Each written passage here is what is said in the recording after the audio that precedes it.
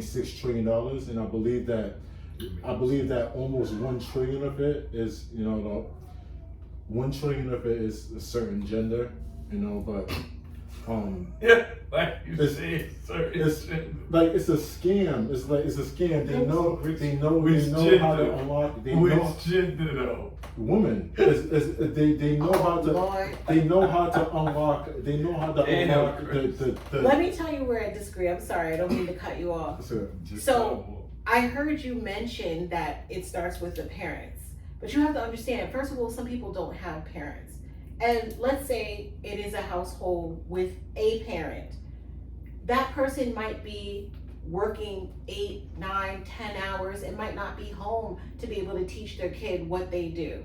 They might not have ever had a good job themselves, or maybe they have a great job but just don't have the time to dedicate to one child to show them how to be a nurse, how to do this, how to do that. There are households like that. You come from a 2-parent household, so you're speaking as a parent. As a child from a 2-parent household.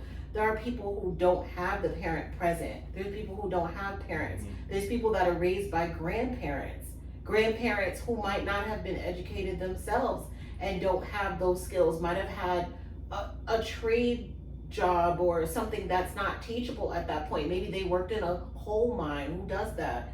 Now, well, there's people who do that, but not, let's say in the United States, in New York.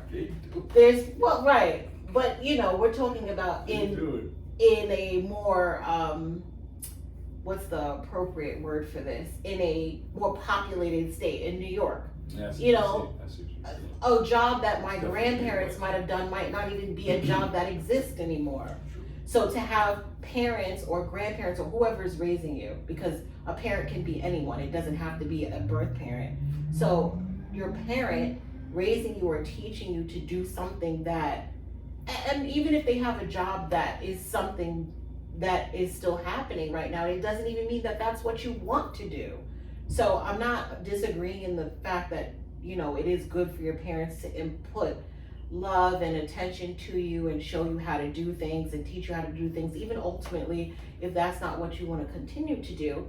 But the reality is that everybody doesn't have that. You know what I mean? So to me, when I hear that, I kind of feel like that's kind of like a way that Republicans look at it, like, well, a lot of African Americans don't come from 2-family homes, so they should be having parents that teach them these things, and this is why they're so down and out. But we could take this topic way back, and if you think about just why we're in the position that we're in, there are going to be people who don't have that. There are going to be people who can't just invest money. There are going to be people who have to work for someone else because that's how they were raised, or maybe might be my dad comes from a family where he was the first time college student in the family. He set that precedent for me. So yeah, he taught me to go to college to better myself, but his mom didn't teach him that, and it doesn't mean she didn't say it was important, but she didn't go to college. You see what I'm saying? So you have even people in a position like that where they might not have had parents that went to college. So how are you expecting their parents to teach them that? You see what I'm saying? They can.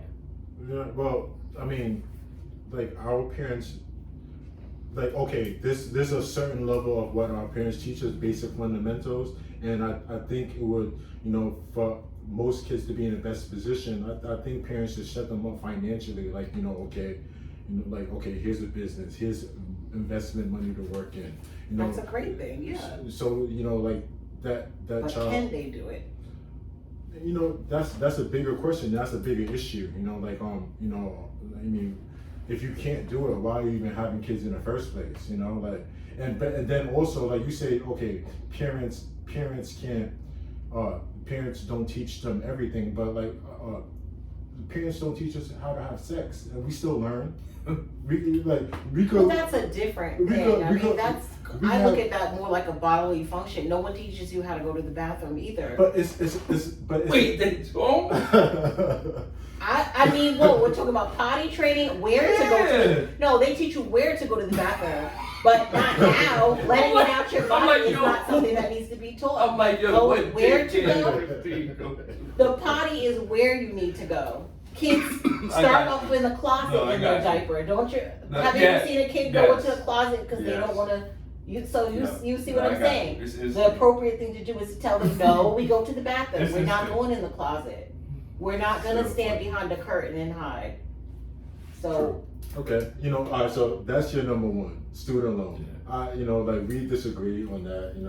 That's your number one. And that's my number one, not because it's even a problem that affects me, but I'm sure that there's a lot of people out there that are stressed to the max because of it. And so it would be a relief to know that, and has been a relief to know that people, recently it was announced that a lot of this debt is going to be forgiven. People need that. Sometimes it gives you an up. I know a lot of people that purchased a home because of that money that we got during the pandemic, that people did invest. Everybody didn't go and buy Pradas. Yeah. Some people went and decided that they were going to put that into down payments on homes. I have a lot of friends that a wise investment? That's not a wise investment. I think it is, because if they were normally renting and didn't have the money to ever own something, and this is the time where instead of having a parent that could give it to them, instead of having, having to spend another 10, 15, 20 years saving money to live outside of somebody else and pay somebody else, they can now have something of their own, because there's a lot of people that can afford a mortgage but don't have down payment money. What they're paying for these apartments is a mortgage, but what they don't have is the money to live, pay that rent, and then still save towards a down payment, because the down payment, you have to put down a significant amount of money, so they may not have the ability to do both. So having that extra money and still making their regular money while working was giving people a leg up. You can't even do it in most states. Yeah. I wouldn't have that as my number one. I think it might be top three to me. For me, that's not number one, but that's crazy how that just took us that long to even cover, and that's just with one. So you want number two or number one? Yeah, I want to know what's your number one. And my number one most important issue in the U.S. today, I don't even know if it is still like a real issue, looked at as a real issue, but it would definitely be our homeless population. For me, homelessness is for me easily it's the number one issue, because it pulls everything. You may have violence go up or down from county line to county line, state to state, just from homelessness. You could have investors not wanting to do business in that area because it's a violent area, etc. You have taxes that go up and down based off if homeless shelters need to be built and stuff put in place. Like look now, where they are just bringing everyone from the border states to New York. We have nowhere to put them. Yeah.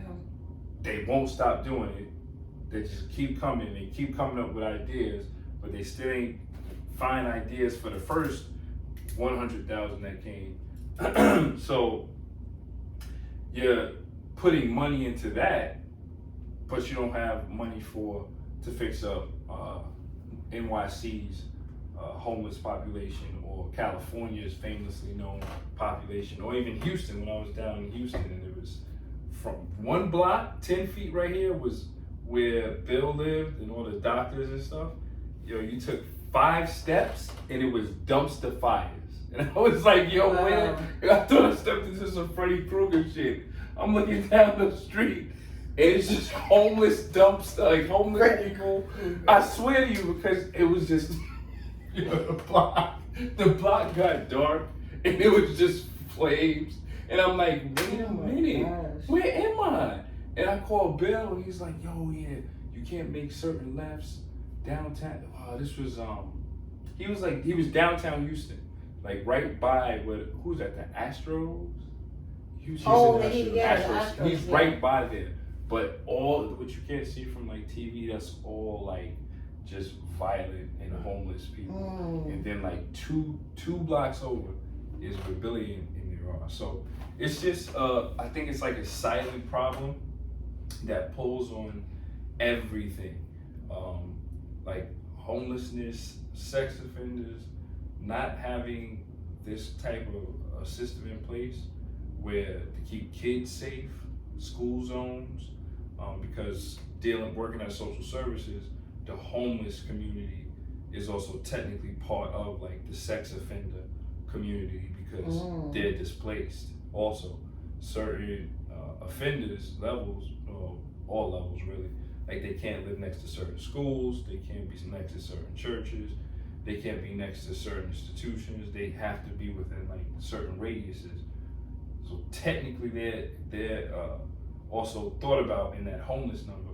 And across the country, what did we spend on Ukraine already? I think it's over 100 billion. Billion? 100 It's billion. billion now? I thought it was more than that. I think it was more than that. $100 billion I think it's over to 100 Ukraine? billion. Yeah. Do y'all honestly think, if they spread $100 billion across the country for a system for housing, jobs, and food, education, with $100 billion, we could fix homelessness in America? No, I don't. With $100 billion geared just to fix the homeless issues. I think